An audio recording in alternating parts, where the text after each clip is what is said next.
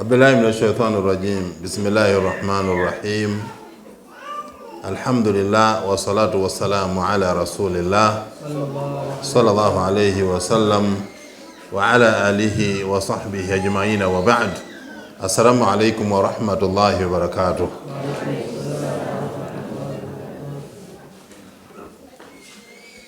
eri abagenyi baffe mwenna abanukudde omulanga gwaffe, buli omu muwadde ekitiibwa kye kubanga akisaana. Omukolo guno tusobodde guteekako mugenyi mukulu. Twagambye nti chairman wa directors y'anaabeera omugenyi omukulu.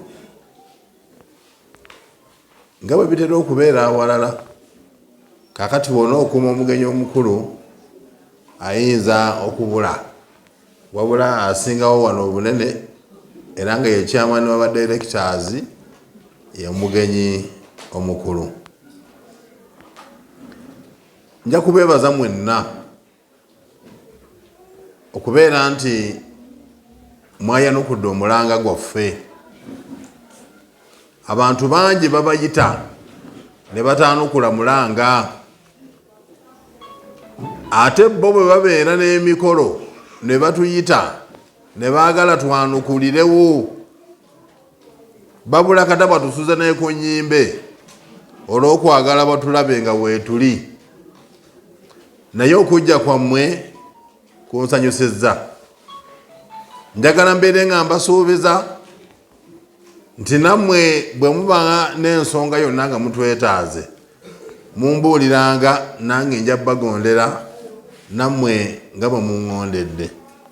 Nsaba Allah tabaraka wa taala tabamma mpeera, nsaba Allah mwenna abasiime, sijja kubeerabira mu dduwa zaffe insha Allahu taala. Njagala mukkirize abagenyi baffe, nebaze bamaseeka abasomeseza abaana mu kiwummulo. Si byangu, Qur'an mugirabanga ekyalayisi, naye si byangu kubanga okeera ku makya ku saawa emu otuule wansi awo osomese paka ku saawa 10 nga lotudde ku ntebe ng'otudde wansi awo. Bannange si kyangu.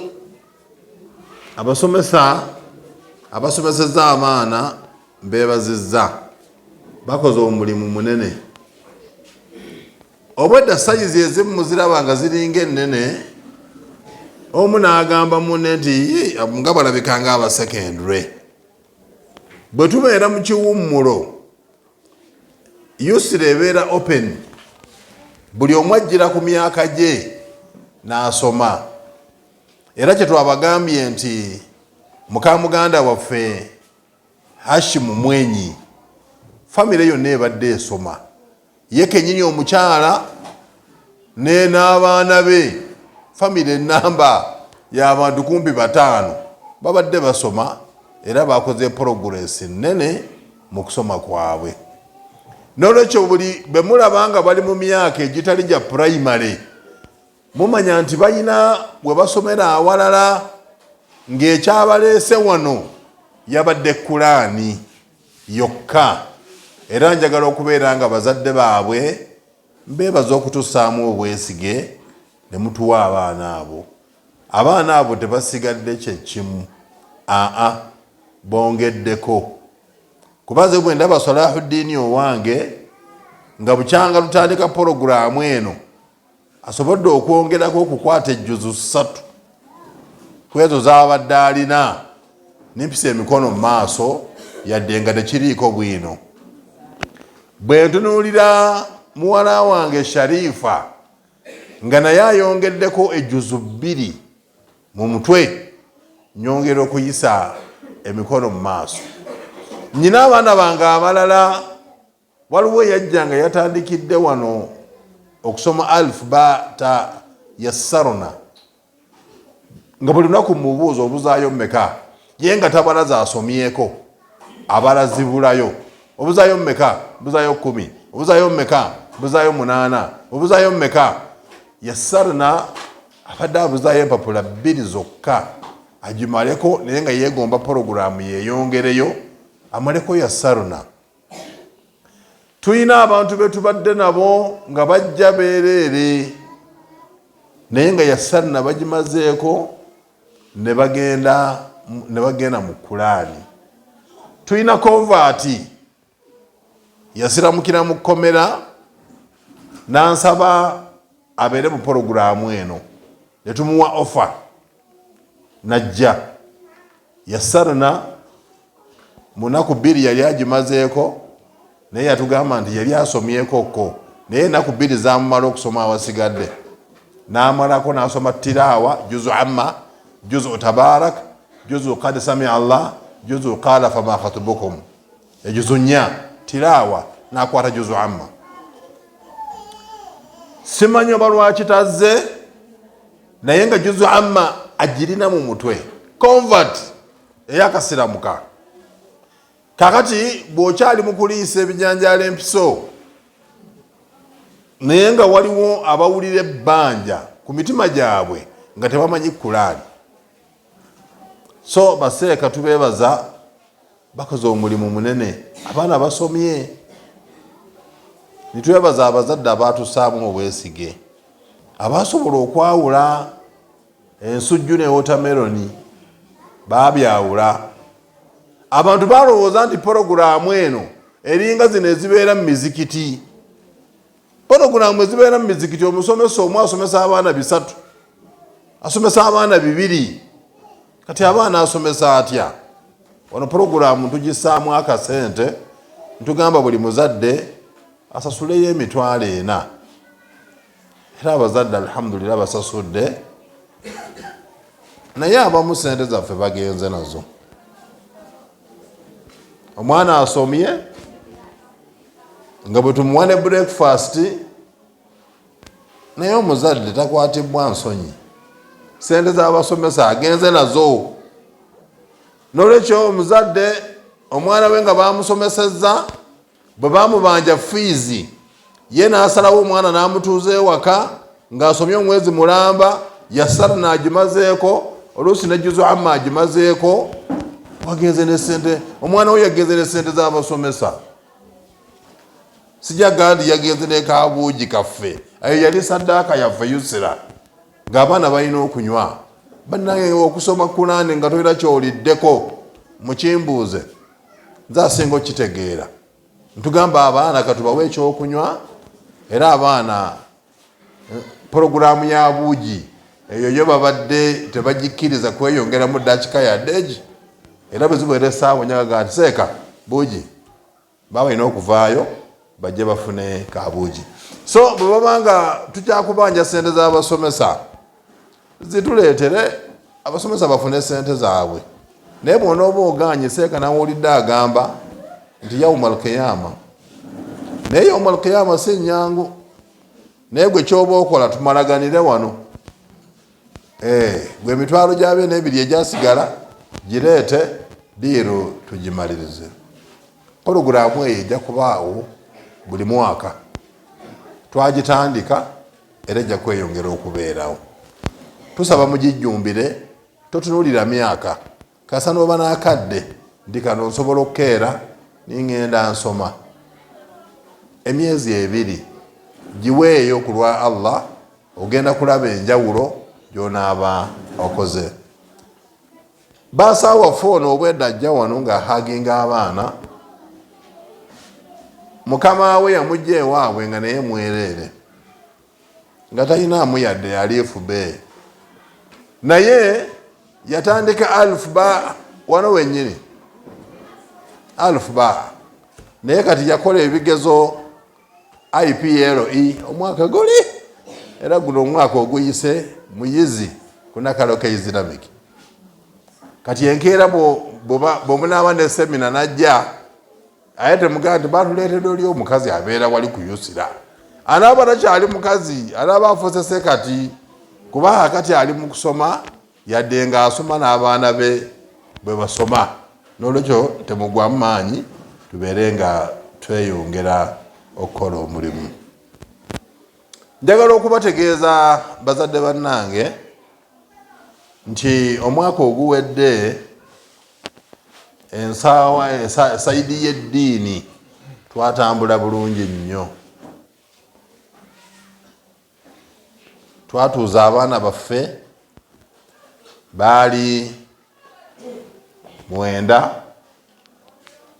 ku baana abo 9 ne tuyisa abaana ndowooza 6 mu first grade, abaana 3 ne babeera mu second grade. Takbir. Era nga ne mu baana abaafuna first grade tulinamu abaana 3 baafuna buna Qur'an ne bafuna kamu, fiqhu ne bafuna kamu, tarbiya ne bafuna kamu, lugha arabiya ne bafuna kamu, bafuna buna. Abo tulina 3. Mubadde buno omuwala abadde ono mujja balaba kubanga nyino bayita bajje mubalabe. Generally twakola bulungi. Lwaki tutuuza abaana batono? Naffe tukigenderera kutuuza abaana batono. Wabula tufuna obuzibu nti omwana atuuka mu mwaka ogwandikoze IPLE ng'ekiseera kyekimu ekyo alina okukola PLE. Kati ng'omuzadde bw'aba ayagala akole IPLE alina kumuyimiriza aleme kukola PLE. Ate ng'ebiseera ebisinga obungi tekisoboka.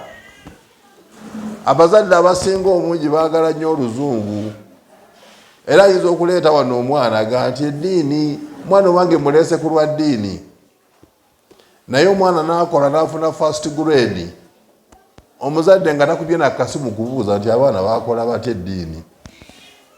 Naye luno oluzungu lwabalimbye nti amuleese ku lwa ddiini, tamuleese ku lwa luzungu. Atandika n'okubuuza nga tebinnafuluma. Seeka mukoze mutya? Nti ate tebinnafuluma. Nenkeera bikoze bitya naloose nga bifulumye. Koze si buli kyolota tukibeera ky'amazima. Kadde gye tulaga nti abazadde baffe 99 katonyeze 9 baagala nnyo oluzungu. Eddiini batulimba. Eddiini tugibasibako busibi ku kifuba. Kati ne weesanga nti ennamba eno kati nga last year singa abaana abaali mu P7 abaali balina okukola singa baakola, singa tulina abaana 20 abaatuula. Naye ekyo n'omwaka guno ensonga y'emu yeekomyewo. Era tugenda kutuuza abaana batono, abaana bagenda mu P7. N'olwekyo njagadde obategeeza nti essomero lyaffe likola bulungi. Qur'an mugirabyeko. Qur'an si yakuwa mwana nti kwata wano. Era omulundi ogunaddirira baseeka nja basaba nti abazadde be banaalondanga omwana w'anaasoma. Omwana ajja n'atuula ne tumanya nti oyo alina ejjuzwezi, ntugamba omuzadde nti aya oyo mubuuze tulyoke tumanye nti omulimu mukola yadde nga tumanyi nti mukola. N'olwekyo abaana baffe abo baakola bulungi era tujja kwebaza abaana baffe olw'okukola obulungi, era twebaze bazadde baabwe okusasula fiizi n'okubeera nti baasasula registration.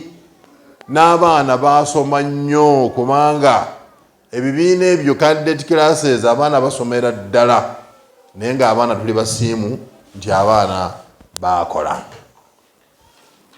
Njagala okubeera nti mbategeeza nti abantu bano abaakola ebigezo bino bonna abaana 8 abo baali bakyali mu primary. Naye omuyizi omu yali yamala senior 4, yakola senior 4 ku ssomero eddala. Najja nagati nagenda mu senior 4 nga ntuusa okukola IPLE mumpe chance njikole. Nitumugamba registeringa era n'afuna buna bwe buti. Era tubategeeza nti oyo yenna abeera amaze oba siriya 4 n'agamba kati njagala kujja kukola IPLE omulyango muggule. Oba oli ajja kugaa nti nze kati amaanyi ngeewulira semina zengenzeemuuko mbisobola neyasanna nagimalako nejjuzu nnyina 2 jangu tukuwe interview. Bw'onaaba nga ofiitinga okubeera mu kibiina ekigenda okukola IPLE ogenda kuyingira butereevu. Naye bwe kiraba nga kyetaagisa okukuzzaako emabega tugenda kukuzzaako emabega osobole okupafominga obulungi. So bw'obeera omukulu totya. Abantu beesirisizza naye nga tebalina mpapula ate nga Supreme Council gyeraga no papers no work. Ebya experience tebijjakola nti anti nze nyina experience. Jjajja wange yali imaamu wa muzikiti ne tata wange naye yali imaamu be baasomanga emiryango gya Buruda nange nze kenyini ndi kafulu mu nsonga eyo kutuba mu dakika 8 mbangimaze. Ebyo tebikola mpapula. Era kati omwana ono yakoze IPLE aleeta ebbaluwa ye n'agikuba mu maaso awo, aleeta certificate ye bweti n'agikuba mu maaso awo, n'oyina agati ewa wamma ono yasoma.